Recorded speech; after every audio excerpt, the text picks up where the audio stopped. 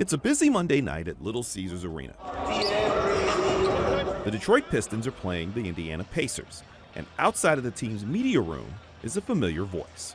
Dennis Jenkins has seized the moment, elevating his game to help lead the Detroiters to 9 straight wins. That's George Blaha, the voice of the Pistons as long as you can remember. This is his 50th year calling Pistons basketball. Whether it's on radio or television, he's had a front row seat to virtually every important moment in Pistons history. From the Palace of Auburn Hills.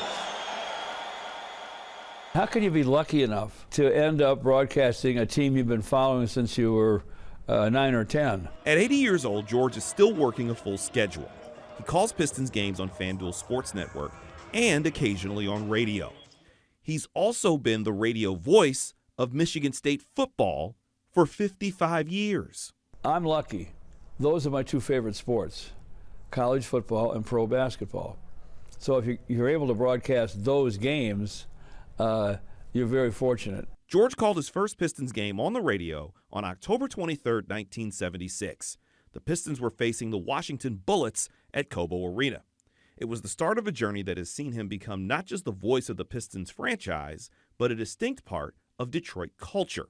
I was so anxious and so excited and so nervous. I just wanted to make sure I didn't mess it up.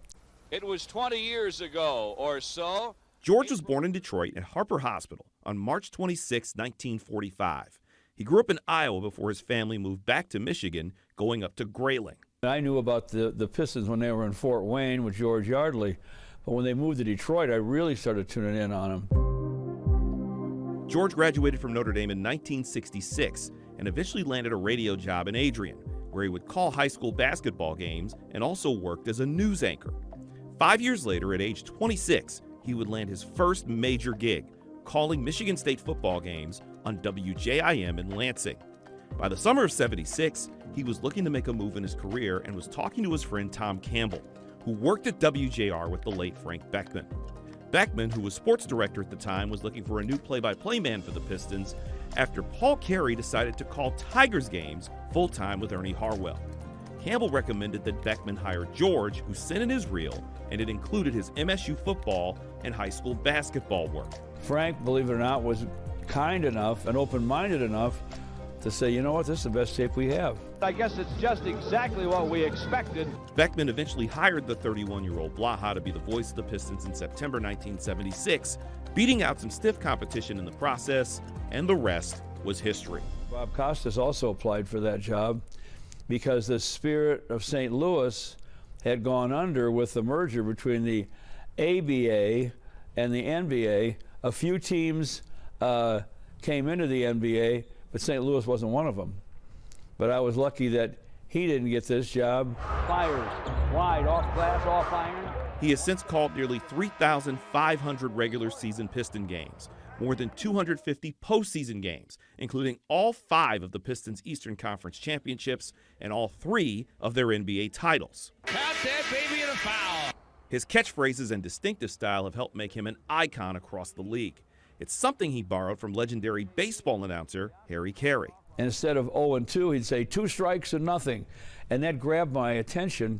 So I thought if I changed the time call to shorten it up a little bit, maybe people would like that. So rather than 6 minutes and 23 seconds, I just say 6 and 23 to play in the quarter. He's worked with an array of former players and coaches as color analysts, including former Pistons Dave Bing, Kelly Tripucka, and Bill Laimbeer. You know, when I first started broadcasting with George, it was in the 87-88 season. And all I could think of was, don't disappoint him.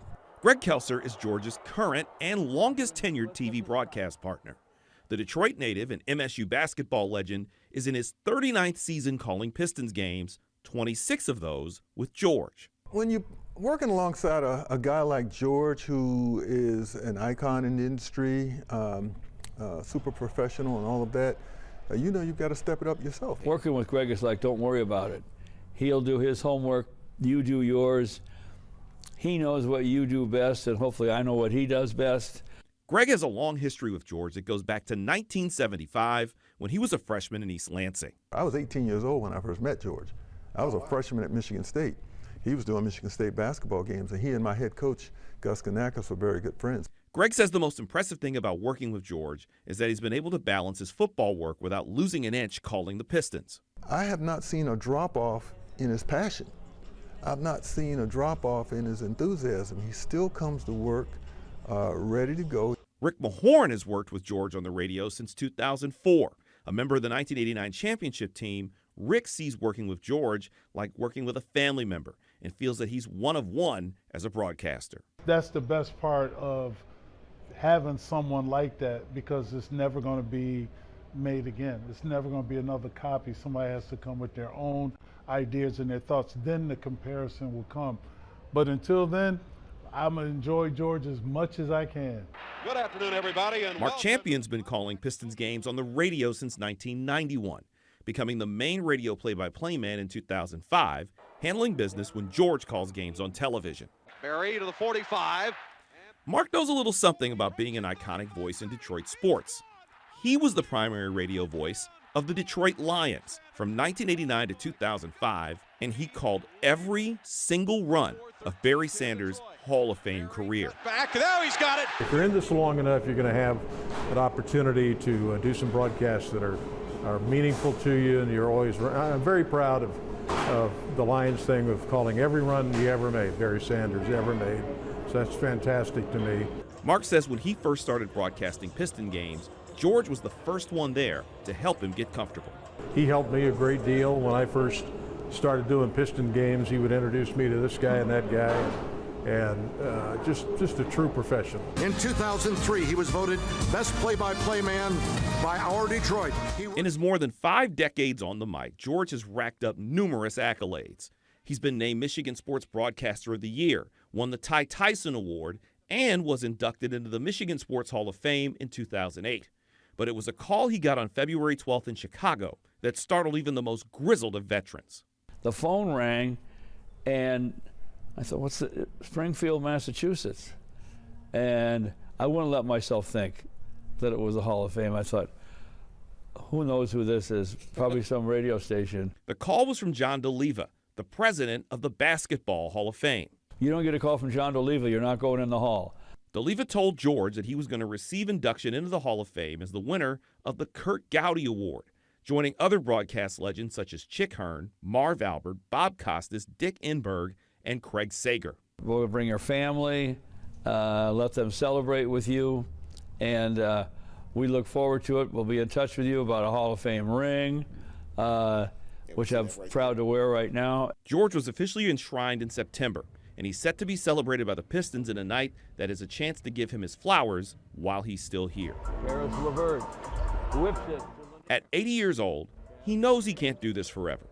He still has the fire, though, and the desire and the love of Detroit Pistons basketball. I think I will know when it's time to step aside. As long as I have a decent seat, I think I can still do what I used to do, what I've always done. Our owner, Tom Gores, has been terrific to me. Everybody all up and down on that roster, they've all been magnificent to me. So they're fun to be around. The games are awesome to broadcast, so it's going to be hard to walk away. I've not made that decision yet, and I'm glad I don't have to right away. At Little Caesars Arena, I'm J. Scott Smith for Local 4.